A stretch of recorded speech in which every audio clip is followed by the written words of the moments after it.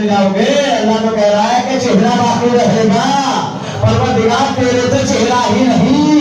अल्लाह की आवाज आई, मेरे तो कोई चेहरा नहीं है, लेकिन मेरे खास बंदे ऐसे हैं जिनके चेहरे को मेरा चेहरा कहा गया है, जिनको हाथों को मेरे हाथ कहे गए हैं, जिनकी जबान को मेरी जबान कही गई है। जब हमने तारीख को छाना तो रसूल ने कहा, या अली गलो का यदुल्लाह, ऐ लो का यदुल्लाह, निशानों का निशानुल्लाह।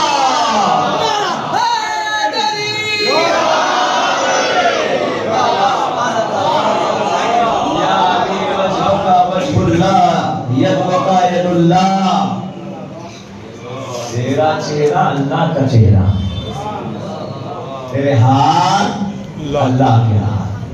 और ये मैं नहीं कह रहा, ये मेरी किताबें नहीं कह रही है, अहले सुन्नत ने भी लिखा। रसूल ने हदीस फरमाई, अली के हाथ अल्लाह के हाथ।